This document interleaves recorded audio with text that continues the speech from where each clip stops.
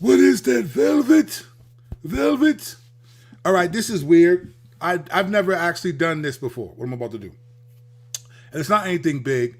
I enjoy YouTube and it's fun. I don't always, post videos all the time. I can go stretches without posting, but I enjoy it. And sometimes I get videos that do really well, get a lot of views, a lot of comments, and sometimes the comments are just interesting, or it's an issue where I feel like it's kind of controversial and people struggle with it. Now, I think in the world that we live in, this is the I disagree with you decade. All right, so I do not expect everyone to agree with what I say. I'm fine with that. In fact, a lot of my videos are disagreeing with what other people said. That's fine. But I don't think people need to understand your point. 'Cause I think we approach some issues as believers. We approach these things sometimes without being able to see the nuance and understanding an argument. And I could be wrong in that. But what I want to do today is this. I'm going to look at the video I posted yesterday, just read some of the comments, and I want to respond to the comments on this video, partly because my thumbs are tired and some of these comments on my phone are very long and I don't always feel like commenting. I'm busy, I'm driving, I'm doing stuff, I'm got a lot going on. So I thought, you know what? Let me stop for a minute before I go pick up my son.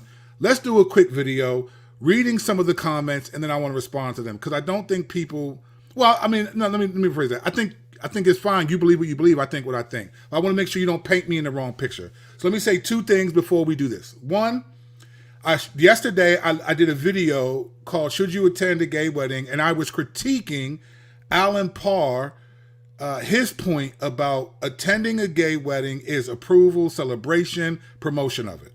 I disagree with that. And I also critiqued the fact that his video listed as another megachurch pastor approves of gay marriage, which would give all of us the assumption that that person believes in and affirms same-sex marriage and all of it. And that's not, from the clips that he played, that's not what that dude says. In fact, in the video, he acknowledged this guy, Alistair Begg, does not approve of homosexuality and so forth. So I felt like the title was misleading. I think Russell Parr seems like he has a man of integrity, a lot of followers. He doesn't have to clickbait. People are going to watch his videos regardless. I think it was clickbait. I think it was slander, to be honest.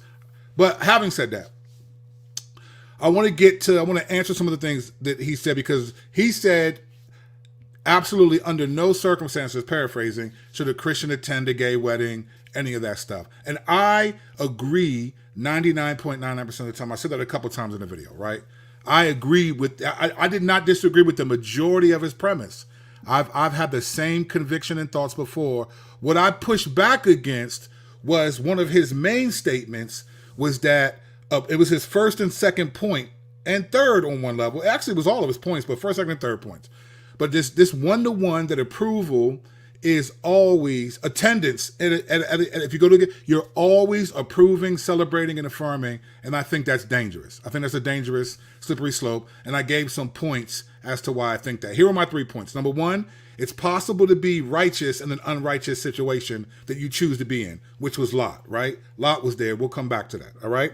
Number two was God judges the heart. God's the one who will judge the heart. And I gave multiple examples of God saying, look, man sees from the outward appearance, but God judges the heart, right? God's going to judge the heart of a person, not Allan Parr, not me, not anyone, right? And the third point was attendance is not always approval, because you see Jesus hanging with the Pharisee, in Matthew 9, you see Jesus with tax collectors and sinners, and the Pharisee was like, why is he eating with them, right? He wasn't teaching them, wasn't there sharing the gospel necessarily. He was just hanging out with them. And people were like, okay. So I want to read some of the comments because I think it's interesting, and we'll look at this, and if you still disagree, that's totally fine.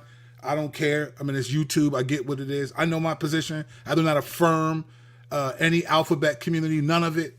But I did make a qualification that if it were my son, there's a possibility I could, based on certain criteria, and that wouldn't be attending or affirming. So let's look at some of the questions, some of the comments now, and see what people have said. All right. I don't know if you can see this. I can't make this bigger. I tried to make it bigger, but it will not let me. So, all right. So let's go right here, starting with, and since these are public, I'm sorry, I'm doing this public because these are all on a public thing. All right.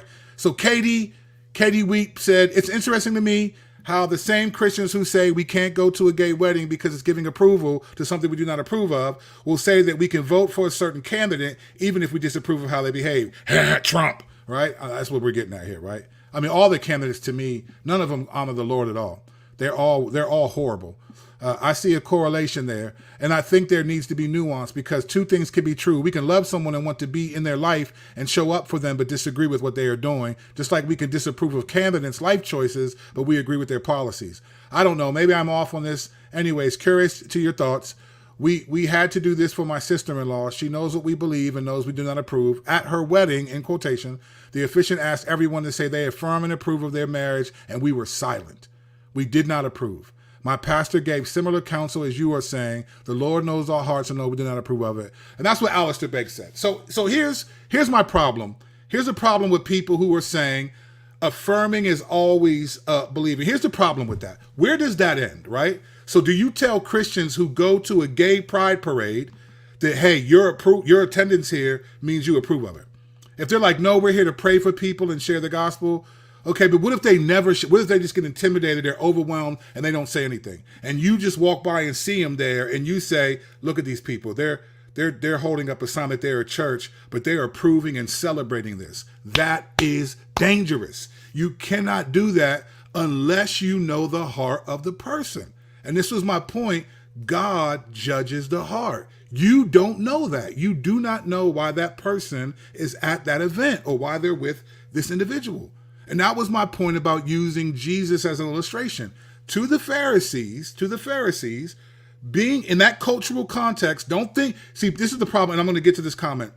People are equating marriage and the covenant of marriage, that's not my point. I'm not debating whether the covenant of marriage is the same thing as attending a work festival that's LGBTQ inspired. That's not my point.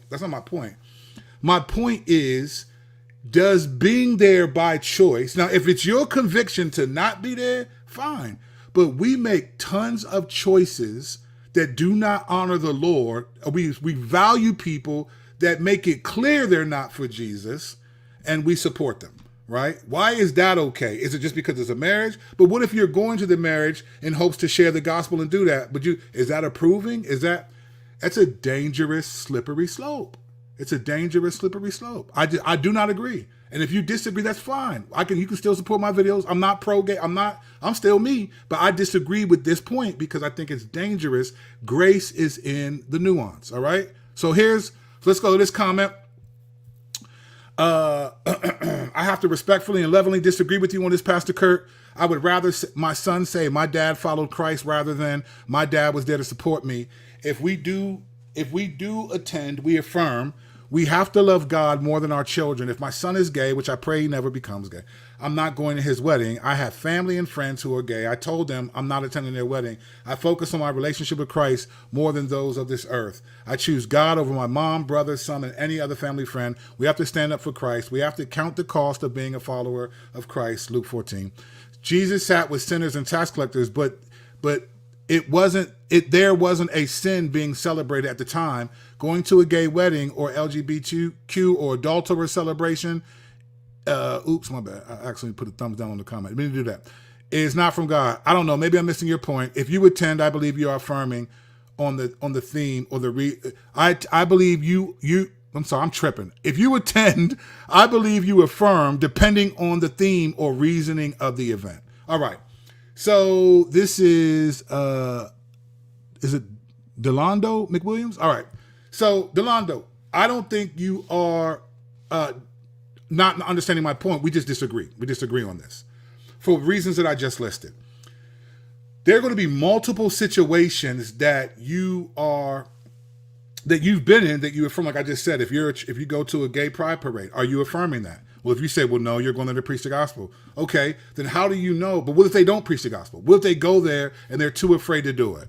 And they just watch and they're overwhelmed by it. They didn't expect it would be so debaucherous. And what does that mean? Like their attendance is not automatically approval. Now, if that is for you, that's fine.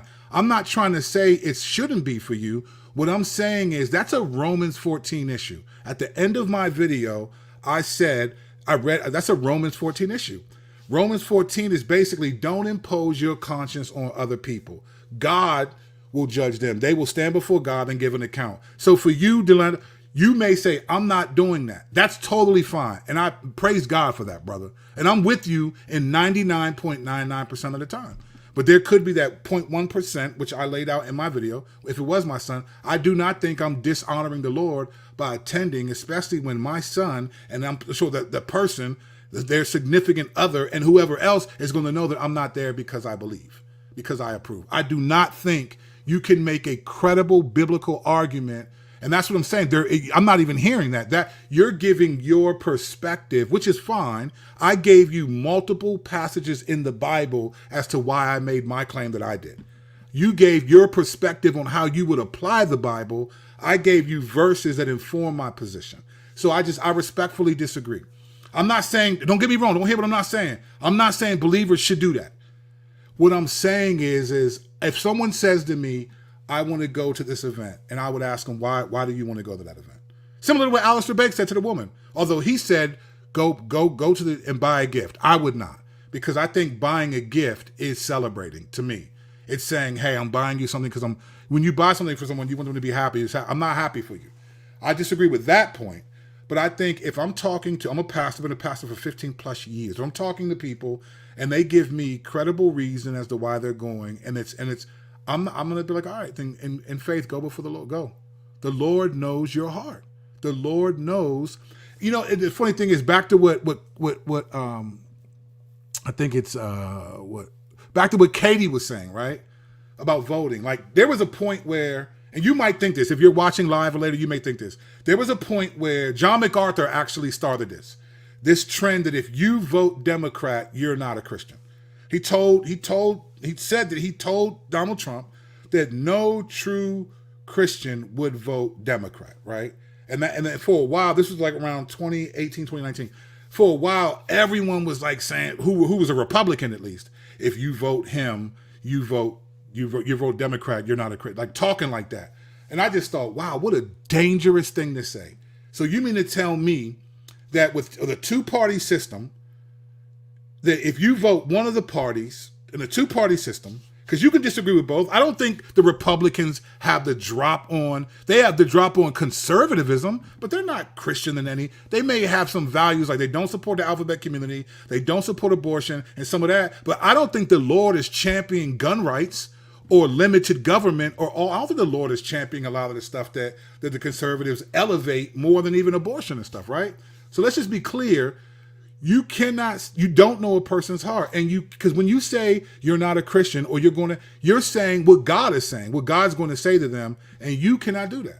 At the party, it was the Pharisees who had a problem with Jesus. And keep in mind this, because Delando said this, that he said Jesus was there. I'm going to read what he said exactly, because I don't got to paraphrase it. He says, Jesus sat with sinners. I'm right here. If you can see the cursor right here.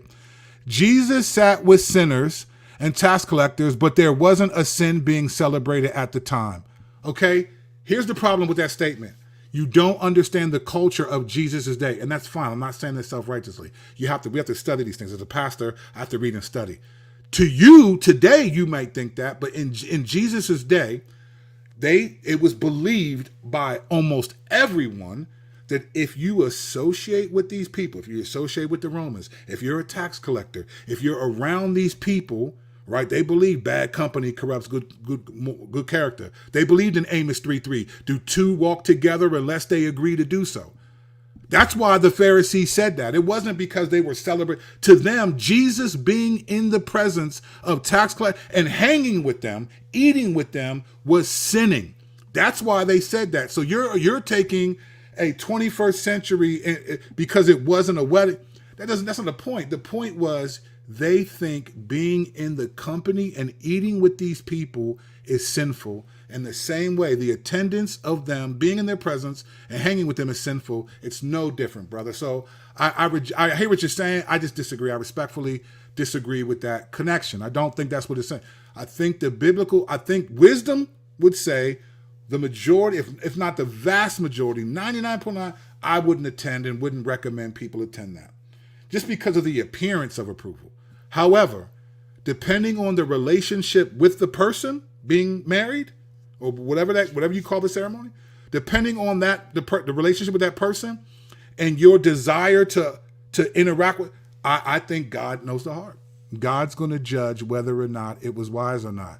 and we just focus on outward appearance. And to Katie's point, I'm sorry, to Katie's point, so to go back to John MacArthur, 2016 Shepherds Conference, it was John MacArthur, Ligon Duncan, who was the moderator of the PCA at one point, Al Mohler was over here, and there was someone else asking a question. And they asked about the presidential election. And both Al Mohler and John MacArthur both said that President Donald Trump is immoral, and that the fact that he is the Republican nominee, that it was God's judgment against America. You can go on YouTube and find the clip. Look up Shepherds Conference Q&A 2016. You will see it for yourself, right? He said that in 2016. In 2019, he said no Christian would not vote for Donald Trump. Stop playing, fam. We play around with this stuff all the time because we really don't know. We're trying to work out our salvation with fear and trembling, which ironically is what Alistair Begg said in his video that Allan Parr accused him of supporting gay marriage. I don't think so. I think his counsel was, listen, work out your salvation with fear and trembling. If the person knows you don't approve, then you can show up there in faith because you know and God knows you're not dead. Lot could have moved. So this person, someone missed the point of what I was saying about Lot. I don't know. Oh, so this individual, this is Nilda Mears. I think that's her name, and I appreciate this. So she said, so is marriage being the covenant between God and man different from the work event you described? And there is no correlation because these two events are not causing equal outcomes. I'm not talking about the outcome, though. No, that's not my point. My point is not that the outcome is the same. And so, no, my point is about being an attendant, choosing to participate in an event does not automatically assume you, because remember, Allan Parr said you are affirming, promoting, celebrating, and praying for. I just think that's a lot. And then when you use Ephesians 5:11, take no part, then you add those words in it. Of course, no one's going to take part in celebrating evil, but that's not always why people show up at these events. That's not, I know Christians who go to different things and they grieve, just like Lot did. They hate it, but they're there for a reason. I don't care what anyone says. Lot could have moved. Lot could have went to Zoar or somewhere else. He could have moved. And let me say this too about Lot. We cannot prove this, right? We speculate, but let's just be clear. The majority of commentaries that you read are speculation.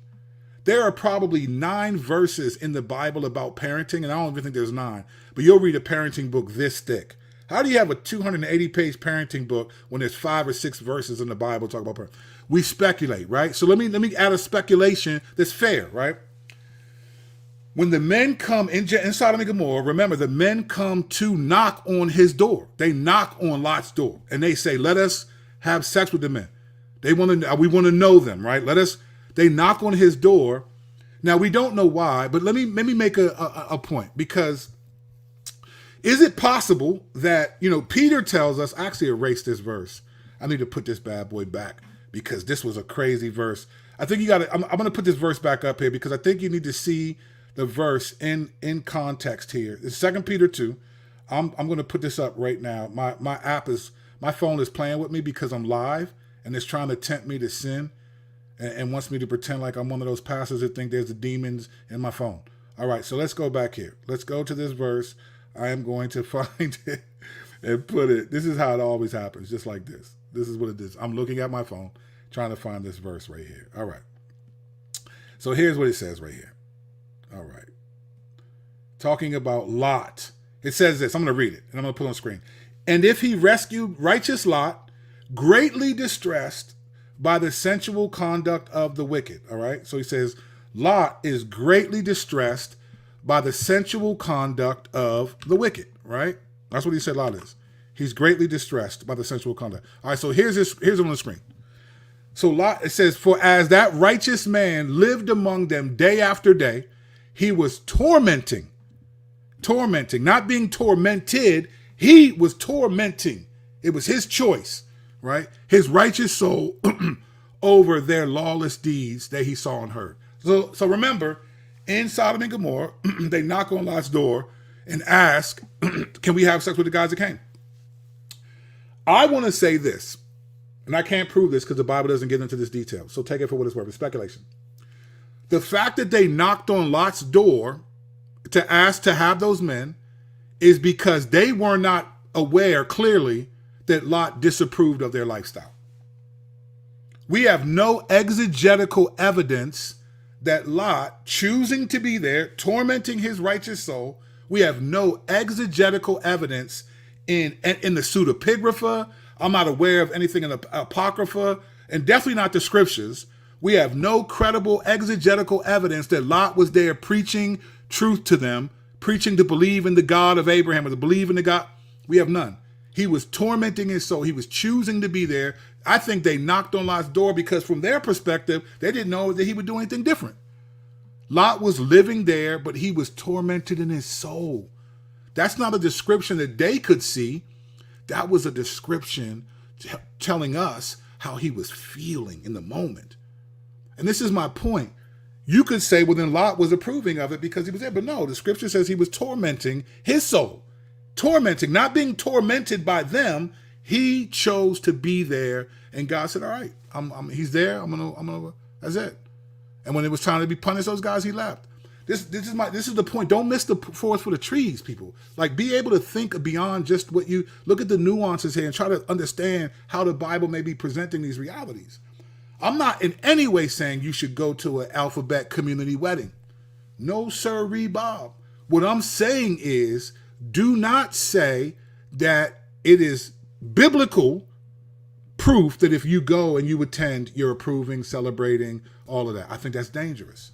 I think that's dangerous because that's what the Pharisees did. The people who did that in the Gospels were the Pharisees. Why is he hanging with them? Why are you here? And Jesus, you know what he said? Go and learn what this means. I desire mercy and not sacrifice. So you have to be careful. So if you're going to say that about a person, at least have the courage to say, let me find out why they went. Let me find out why they went. And that's why I disagree with Allan Parr. And it doesn't matter. Who am I? I'm nobody. Who cares? He's nobody to me. I don't care how many followers he has on that. That doesn't mean anything to me. When we stand before God, we're all in the same boat. We're all great and small. I don't care who Allan Parr is. He doesn't have to care who I am. I don't care if his platform is bigger or not. That doesn't matter to me. I'm disagreeing but I'm disagreeing with him because it's dangerous. He has a big platform. You got to be careful. And if you're going to make that statement, then at least qualify it. So to me, what Allan Parr did was equivalent to saying that Alistair Begg affirms gay marriage, but then at 10 minutes and 30 seconds, you put on the screen in text, I'm not saying that he supports homosexual because he does not. You should have said that to the camera. Why you gonna put it on the screen, fam? Because that's my point. So again, there's more comments that I could read. I'm not gonna take up much of your time. I just want to make the point. Listen, my issue is not about the covenantal sanctity of marriage versus a work event. That's not what I'm talking about. What I'm talking about is specifically if you say a believer who does this, it's a one-to-one sinful, you better have credible evidence to back it up. And I do not think that Allan Parr gave credible evidence.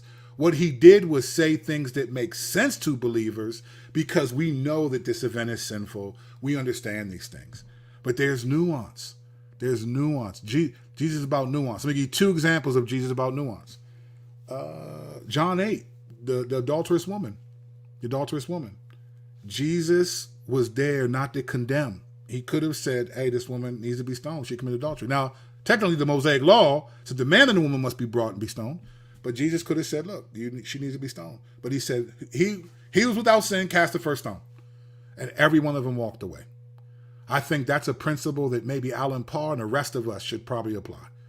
I don't know why you're going to this event. I probably wouldn't go, but I'm not going to cast the first stone because I don't know what your motive is, right? And then you get the woman at the well. She's like, why are you, a Jew, talking to me, a Samaritan? Like, we don't talk. We're not supposed to talk. It's almost against, it's against the social fabric, against the social law for us to communicate. And Jesus said, yeah, you do have, you're right, you don't have no husbands. The 6 men you had are not, and the one you're with now is not your husband, right? But he's not there condemning her. That conversation leads her, a Samaritan woman, to go to tell her peoples, you got to hear this dude. And then Jesus eventually goes down to Samaria and shares the gospel. Now, I'm not saying that's going to happen by attending a wedding, but you have no idea. You have no idea what conversations people would have with you. So, hey, you're his, say it, God forbid this. and God forbid this, but say this was my son, and they know I'm a pastor, whether I'm a pastor or not, it doesn't matter. I'm a Christian. Pastor is a title. I believe in Jesus, and by his grace, I'm believing in that till I die. I don't have to be a pastor till I die, but I'm being a believer till I die. If they say to me, hey, so you're a pastor, right? You're a Christian? Yeah, so do you agree with this? And I would say, no, I don't. I don't agree with this. Why are you here? And then I could explain why I'm there. We have no idea what work could be done there. We have no idea. So my point is, again, for the people in the back, and you don't have to agree, but I'm not going to respond to the same arguments through YouTube. On my phone, them joints look long. They look like dissertations. I'm not responding. This is my response to all those comments. If you agree, cool. If you don't, cool. If you feel like I can't follow this guy, unsubscribe, cool. I am sure we will both be fine tomorrow morning, right? My point is this for the people in the back. I do not support the alphabet community. I don't even vote anymore because I'm not being bamboozled into thinking that voting for Trump is somehow voting for righteousness' sake, because no, conservatism is not Christianity. It is not. That's a theological gospel you believe, not a theological one. But that's not the point I'm making today. I'm not banging with none of it. I don't bang with none of them. I don't support none of them. Now, there are people, I walk people through this, though. I care for people who struggle with these issues. I'm there with them. I've cried with them. I've been with them in the trenches. So I know, to me, I know what I'm talking about. I've been with people in the trenches. I've had to think through these and had to help people think through these issues. I believe, one, that you can be righteous in an unrighteous setting. And you can choose to be in an unrighteous setting and still be tormented in your soul, but you're there for a purpose. I don't know what Lot's purpose was, but Lot's soul was tormenting. He was tormenting his soul, meaning it was his choice to be there. He could have went somewhere else. I don't know. I don't have any exegetical evidence that he had to be there, right? Two, God judges the heart. I don't care how much influence we have, how much you like us or don't. Allan, Parr, me, Ruslan, Shannon Sharp, Club Shay Shay, Catwood, nobody knows the intentions of the heart but God. And when we stand before him, he will say, okay, this was wrong when you did this, right? This is wrong when you did this. Or, yeah, it was right to say. He will say that. I'm not going to give a category. God judges the heart. And to be honest, and to be clear, let me tell you why I'm saying this. I realize I haven't said this yet. Celebration, promotion, and affirmation are not just those are heart issues. Those are desires that come from the heart. When you approve of something, your heart is invested. When you're willing to pray for someone, your heart is in agreement, right? When you celebrate or promote, you agree with it. Those are heart issues. That's not just an action, because you know what? You can be married and not have your heart in it, and you're technically married, but you're not really married in a way that honors the Lord or even to your spouse. You can be present in a lot of things and your heart not be in it. As a matter of fact, Jesus said, these people honor me with their lips, but their hearts are far from me. Told the Pharisees, you all are whitewashed tombs on the outside, but inside is bones. And being in attendance or not doesn't mean anything. Proverbs 17:28, one of my favorites, it says, even a fool is thought to be wise and discerning if he hold his tongue. So you can be a fool, but people will think you're sharp because you don't talk that much. You're an introvert. You don't say much. No, we need to separate this correlation. It's not the same as being there means to say, no, it doesn't mean that. Why are people going to hear Jesus say, depart from me, I never knew you? But we did all these things, but I didn't. You know why? Because your heart wasn't with me. You didn't love me. You were workers of iniquity. It's not your actions made everyone else think you were godly. But I knew you weren't because I knew your heart. God judges the heart, not you, not me. So again, I'm not saying, I do not affirm LGBT. I don't affirm none of them letters, except I got a couple of them in my last name, or the L at least. Go figure. I don't affirm none of it. But I also don't affirm these blanket statements that will bind people's consciences if they feel like I'm going to go do this because this is what I'm trying to accomplish. This is what I think. That's different. Unless you're telling me you're celebrating and you're approving, then I would correct you and say that's sinful. And I think you shouldn't go and you need to repent. 100%. But if you tell me, well, this is what I'm thinking, that's dangerous. That's dangerous to me. And third and final, attendance is not always approval. Jesus was hanging with them, and Jesus was there because he was showing mercy. you have no idea what conversations you're going to have. I don't care if we don't know what they were. First of all, it doesn't matter if they were celebrating an event. If you were around those people, you were sinners. They had a Amos 3:3. The two walk together unless they agree to do so. They had what we would call today birds of a feather flock together. That's why they brought it up to the Pharisees. So anyway, I thought this was going to be a short video, but I got in the zone. All right, I got to go pick up my kid. I am doing another video tonight, though. I got a whole different issue, but I just wanted to do this. I didn't feel like typing. I wanted to say it because people take what you think and they run with it. This is what I think. If you disagree, if you agree, either way, hit the like button and subscribe to the channel. All right, y'all. I'm out of here. I will see y'all in a bit.